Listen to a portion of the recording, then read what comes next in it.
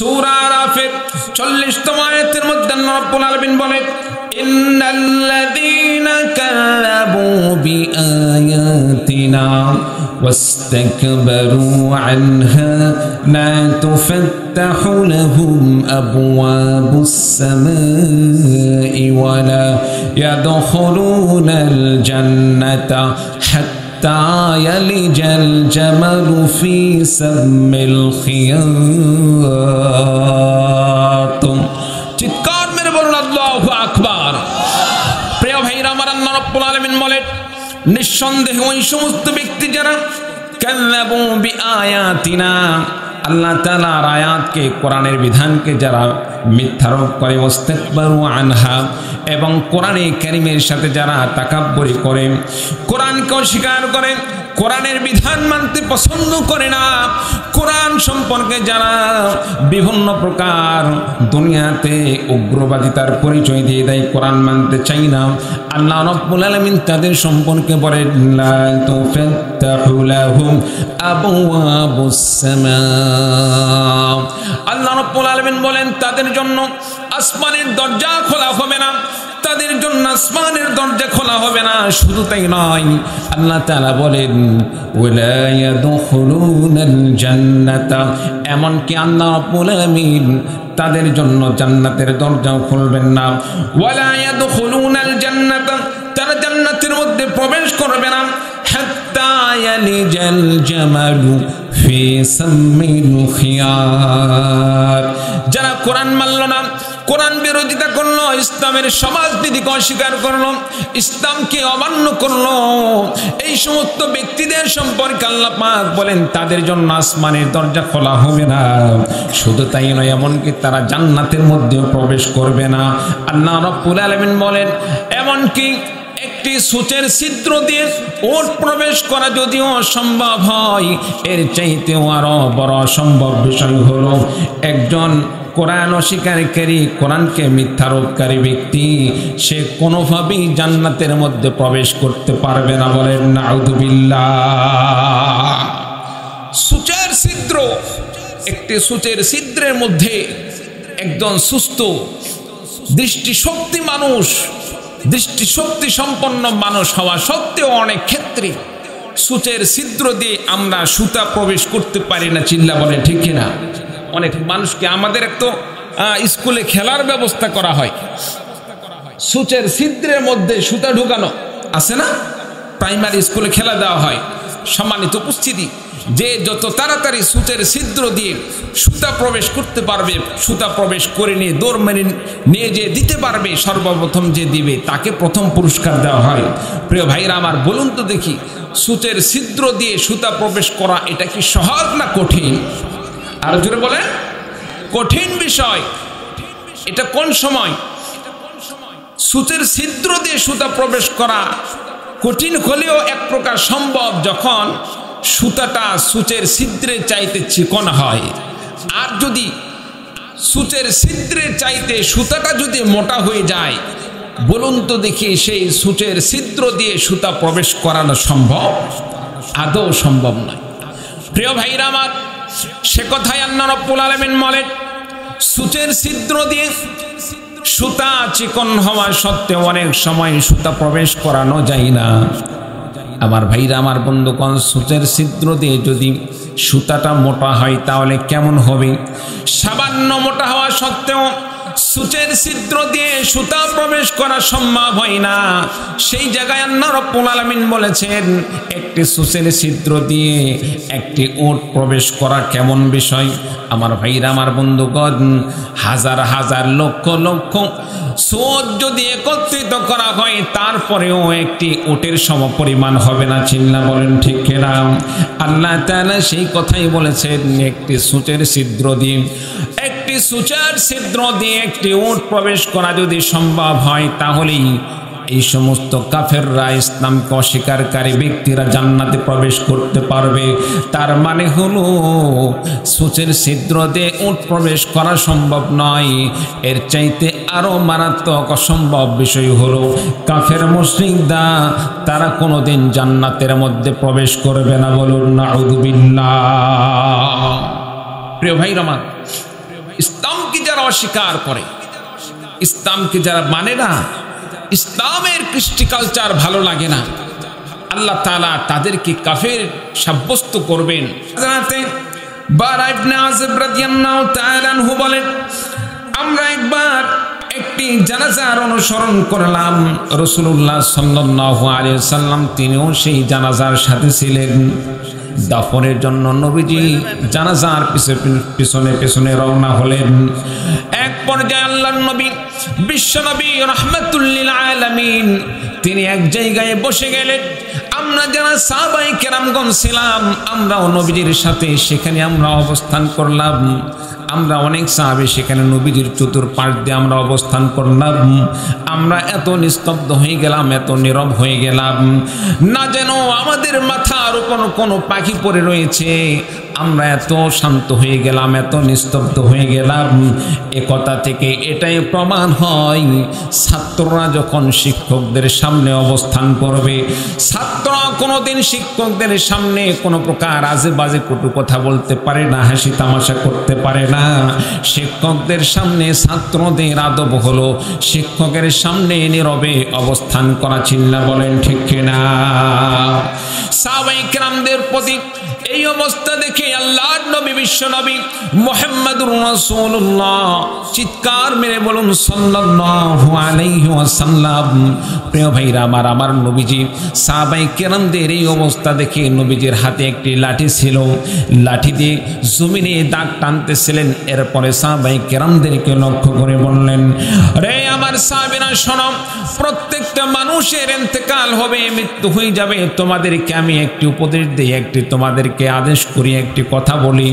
তোমরা কবর এবং হাসর সম্পর্কে, আখিরাতের আযাব সম্পর্কে আল্লাহ রাব্বুল আলামিনের কাছে তোমরা ক্ষমা চাও, আল্লাহ রাব্বুল আলামিনের কাছে তোমরা মাফ চাও। বলেন সুবহানাল্লাহ। প্রিয় ভাইরা আমার, কবরের আযাব বড় কঠিন, হাসরের আযাব বড় কঠিন, তারপরে পুলসিরাতের আযাব বড় কঠিন, জাহান্নামের আযাব বড় কঠিন। নবীজি বলেন, সাহাবীরা তোমরা জাহান্নামের আযাব থেকে আল্লাহর কাছে মুক্তি চাও। বলুন সুবহানাল্লাহ। মা বোনদের স্টেজে মনে হয় অনেক চাপ, যা বুঝতেছি। মা বোনদেরকে আবার অনুরোধ করব, দয়া করে একটু সামনে চাপিয়ে বসুন, আরেকজন মা বোনকে একটু বসার সুযোগ করে দেন। আসলেই তো ধর্মীয় কাজে ছেলেদের চাইতে মা বোনরা একটু আগে থাকে। চিল্লা বলেন ঠিক কিনা? মা বোনদের জন্য আমরা দোয়া করি, আল্লাহ তাআলা তাদেরকে দুনিয়াতে মা ফাতিমার মতো ইমানদার হিসাবে আল্লাহ পাক কবুল করে নেন। সকলে বলে আল্লাহুম্মা আমিন। ভাইরা বলতে পারেন, হুজুর আমাদের কি দোয়া নাই? আপনাদের জন্য আমি দোয়া করি, আল্লাহ রাব্বুল আলামিন আপনাদেরকে রাসূলের সাহাবী হযরতে আবু বকর, হযরতে ওমর, হযরতে ওসমান, হযরতে আলী রাদিয়াল্লাহু তাআলা আনহুর মতো আল্লাহ পাক আপনাদেরকে ঈমানওয়ালা বানিয়ে দিন। সকলে বলে আল্লাহুম্মা আমিন। প্রিয় ভাইরা আমার, বলতেছিলাম, নবীজি বললেন, রে আমার সাহাবীরা, কবরের আযাব থেকে, জাহান্নামের আযাব থেকে আল্লাহ তাআলার কাছে তোমরা প্রার্থনা করো, আল্লাহ পাকের কাছে ক্ষমা চাও, কারণ কবরের আযাব, জাহান্নামের আযাব বড় কঠিন। এরপরে নবীজি বলেন, কোন ইন্তেকালের সময় হয়ে যায়, মৃত্যুর সময় হয়ে যায়, মৃত্যুর সময় হয়ে যাওয়ার সঙ্গে সঙ্গে ইমানদারের জন্য আল্লাহ রাব্বুল আলামিন আসমান থেকে জান্নাতে কিছু ফেরেশতাদেরকে প্রেরণ করে দেন। এই সমস্ত ফেরেশতাগুলো জান্নাতি ব্যক্তির চতুর্পাশে বসে যান, তাদের কাছে থাকে সুন্দর সুঘ্রাণ, সুঘ্রাণ জান্নাতি সুঘ্রাণ, আর তাদের কাছে থাকে জান্নাতি একটি রুমাল। আমার ভাইরা, আমার বন্ধুগণ, ইমানদার ব্যক্তির চতুর্পাশে তারা বসে যায়, চতুর্পাশে তারা ঘিরে নেয়। কি পরিমাণ ফেরেশতার সংখ্যা! এত পরিমাণ ফেরেশতার সংখ্যা যেন ওই ব্যক্তি থেকে শুরু করে আসমান পর্যন্ত ফেরেশতায় ভরপুর হয়ে যায়। বলেন সুবহানাল্লাহ। প্রিয় ভাইরা আমার, এরপরে আরেকজন ফেরেশতা আসেন। আপনার আমার জীবন যিনি কবজ করেন, জান কবজ করেন, বলুন তো দেখি সেই ফেরেশতার নাম কি? আরো জোরে বলুন, নামটা কি? হযরতে আজরাইল আলাইহিস আলাইহিস সালাতু ওয়াস সালাম উপস্থিত হয়ে যান। হযরত আজরাইল আলাইহিস সালাতু ওয়াস সালাম উপস্থিত হওয়ার পরে ওই ইমানদার ব্যক্তির জান কবজের সম্পর্কে ডাইরেক্ট ওইভাবে চাপ দিয়ে কোনো কিছু বলেন না। ইমানদার ব্যক্তির পাশে বসে যান, বসার পরে কোরআনে কারীমের একটি আয়াত সে তেলাওয়াত করতে থাকেন, ইয়া আইয়াতুহান নাফসুল মুতমাইন্নাহ ইরজিই ইলা রাব্বিকি রাদিয়াতান মারদিয়াহ ফাদখুলি ফি ইবাদি ওয়াদখুলি জান্নাতি। জোরে বলুন আল্লাহু আকবার। প্রিয় ভাইরা আমার, এই আয়াতের মাধ্যমে হযরত আজরাইল আলাইহিস সালাতু ওয়াস সালাম যে জিনিসটা বুঝান, ইয়া আইয়াতুহান নাফসুল মুতমাইন্না, হে নফসে মুতমাইন্না, হে প্রকৃতপক্ষে শান্তিময় হৃদয় নফস আত্মা, তোমাকে আল্লাহ রাব্বুল আলামিন যে বিধান দান করেছিল তুমি সেই বিধানকে পরিপূর্ণভাবে পালন করেছো, আমল করে চলেছো। তুমি এখন তোমার রবের দিকে তুমি প্রত্যাবর্তন করো, তোমার রব তোমার প্রতি সন্তুষ্ট হয়ে গিয়েছেন। আমার ভাইরা, আমার বন্ধুগণ, এই কথা বলার সঙ্গে সঙ্গে ওই ইমানদারের দেহ থেকে আত্মাটা এত সহজে বাহির হয়ে আসে, এত সহজে বাহির হয়ে আসে। একজন মানুষ যেমন কলসের মুখ খোলার পরে কলস থেকে পানি ঢালে, পানি ঢালার সময় যেমন পানি পড়তে কোনো কষ্ট হয় না, যেমন কোনো দেরি হয় না, ইমানদারের দেহ থেকে ইমানও সেভাবে আসানের সাথে বাহির হয়ে যায়। বলেন সুবহানাল্লাহ। ইমানদারের দেহ থেকে যখন আত্মাটা বের হয়ে যায়, আত্মা বের হয়ে যাওয়ার সঙ্গে সঙ্গে হযরত আজরাইল আলাইহিস সালাতু ওয়াস সালামের কাছে যে সুগন্ধিময় একটি রুমাল রয়েছে, এই রুমাল দিয়ে খপ করে আত্মাটা তার ভিতরে ঢুকে নাই। সুগন্ধিময় আত্মা সুগন্ধিময় রুমালের মধ্যে ঢুকে নাই। রুমালের মধ্যে ঢুকে নেওয়ার সঙ্গে সঙ্গে ওই রূহটাকে আসমানের দিকে তারা নিয়ে চলে যায়। বলেন সুবহানাল্লাহ। সম্মানিত উপস্থিতি, ইমানদারকে আল্লাহ রাব্বুল আলামিন এভাবে সম্মানের সাথে, ইজ্জতের সাথে আল্লাহ রাব্বুল আলামিন দুনিয়া থেকে তুলিয়ে নেবেন। চিৎকার মেরে বলুন সুবহানাল্লাহ। প্রিয় ভাইরা আমার, এরপরে এই আত্মাটাকে ফেরেশতারা আসমানের দিকে নিয়ে যাবেন। আসমানের দিকে নিয়ে যাওয়ার সময় বিভিন্ন ফেরেশতারা প্রশ্ন করবে, এই আত্মাটা কার? ফেরেশতারা বলতে থাকবে, অমক কল্যাণময় নেককার বান্দা, অমকের সন্তান, অমকের গর্বিত আত্মা, এটা আসমানের দিকে নিয়ে যাওয়া হচ্ছে। সম্মানিত উপস্থিতি, প্রথম আসমানে নিয়ে যাওয়া হবে। প্রথম আসমানে নিয়ে যাওয়ার পরে সেখানে গেট খুলে নেওয়ার জন্য সেখানে নক করা হবে। আসমান থেকে বলা হবে কে কার আত্মা নিয়ে আসা হয়েছে। সম্মানিত উপস্থিতি, যখন ফেরেশতারা বলবে অমক গর্বিত, অমকের সন্তান, নেককার দিনদার বান্দার আত্মাটা আমি আসমানে নিয়ে এসেছি, আসমান থেকে সম্বর্ধনা জানানো হবে। একের পরে এক 7 আসমান পর্যন্ত তার জন্য খুলে দেওয়া হবে। সপ্তম আসমানে নিয়ে যাওয়ার পরে আল্লাহ রাব্বুল আলামিন বলবেন, রে আমার ফেরেশতারা, আমার এই নেককার বান্দা, আমি তার প্রতি সন্তুষ্ট হয়ে গিয়েছি, আমি আমার নেককার বান্দার প্রতি আমি রাজি ও খুশি হয়ে গিয়েছি। আমার এই নেককার বান্দার রূহটাকে, আত্মাটাকে তোমরা তার ঠিকানা ইল্লিয়িন নামক স্থানে করে দাও। বলেন সুবহানাল্লাহ। ইল্লিয়িন যারা জান্নাতি, তাদের জন্য একটি বিশেষ স্থান, যেটা হচ্ছে আরামদায়ক শান্তিময় একটি জায়গা। সম্মানিত উপস্থিতি, আল্লাহ তাআলা সেই জায়গাটা নির্ধারণ করে দিবেন। এরপর আল্লাহ বলবেন, এই বান্দার রূহটাকে তোমরা এখন জমিনে নিয়ে যাও, তার দেহের মধ্যে আবার ফিরিয়ে দাও। সম্মানিত উপস্থিতি, আল্লাহ তাআলা সেখান থেকে তার রূহটাকে আবার কবরে যে তার ধরটা থাকবে, দেহ থাকবে, সেই দেহের মধ্যে দান করবেন। প্রিয় ভাইরা আমার, কেন আল্লাহ তাআলা আবার দেহটাকে তার মধ্যে দান করবেন? আল্লাহ রাব্বুল আলামিন বলেন, মিনহা খালাকনাকুম ওয়া ফিহা নুঈদুকুম ওয়া মিনহা নুখরিজুকুম তারাতান উখরা। আল্লাহ তাআলা বলেন, আমি মানুষকে মাটি থেকে তৈরি করেছি, মাটি থেকে তৈরি করার পরে এই মানুষকে আমি আল্লাহ রাব্বুল আলামিন সেখান থেকে মৃত্যুর মাধ্যমে আমি সেখান থেকে আসমানে উঠিয়ে নিলাম। অফিহা নুঈদুকুম, আসমানে উঠিয়ে নেওয়ার পরে তাকে আবার এই তার দেহের মধ্যে মাটির মধ্যে আমি আল্লাহ রাব্বুল আলামিন ফিরিয়ে দিলাম।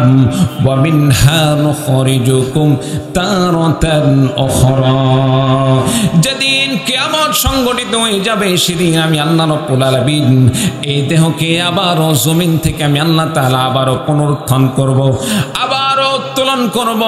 প্রিয় ভাইরা আমার, এরপরে যখন ইমানদার বান্দার আত্মাটাকে তার দেহের মধ্যে দেওয়া হবে, ইমানদার বান্দার আত্মাটাকে দেহের মধ্যে দেওয়ার পরে আমার ভাইরা আমার বন্ধুগণ দুইজন ফেরেশতা সেখানে জিজ্ঞাসা করবে, মান রব্বুকা, রে আল্লাহর বান্দা তোমার রবকে?